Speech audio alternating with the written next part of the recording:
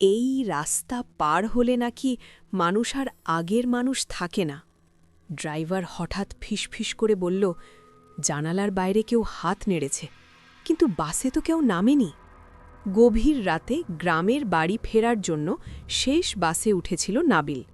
বাসটা শহর ছাড়িয়ে সেই পুরনো যাচাই নিয়োগের মোড়ের দিকে ঢুকতেই ভেতরের সবাই অদ্ভুত চুপ হয়ে গেল।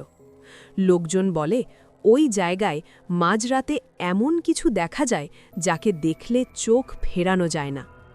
হঠাৎ বাসের সব লাইট একসাথে নিভে গেল, আর জানালার বাইরে সাদা কাপড় পরা এক মহিলা রাস্তার ধারে দাঁড়িয়ে শুধু বাসটার দিকেই তাকিয়ে রইল।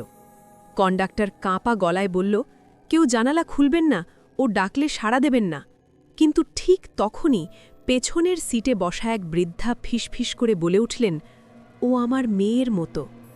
তারপর ধীরে ধীরে উঠে দরজার দিকে এগোতে লাগলেন। ড্রাইভার ব্রেক চেপেও বাস থামাতে পারছিল না, অথচ বাসের দরজা নিজে নিজেই খুলে গেল। বাইরের ঠান্ডা হাওয়া ঢুকতেই সবাই দেখল রাস্তার ওই মহিলা এবার বাসের ভেতরে তাকিয়ে হাসছে। পরের মুহূর্তেই বৃদ্ধা চিৎকার করে মাটিতে পড়ে গেলেন, আর নাবিলের চোখ গিয়ে আটকাল তার হাতে ধরা পুরনো ছবিতে। সেই একই মহিলা যে নাকি 10 বছর আগে এই রাস্তার দুর্ঘটনায় মারা গিয়েছিল। বাসটা মোড় পার হতেই লাইট ফিরে এলো, দরজা বন্ধ হল, কিন্তু বৃদ্ধা শুধু একটাই কথা বলছিলেন, ও এখনও কাউকে সঙ্গে নিতে চায়।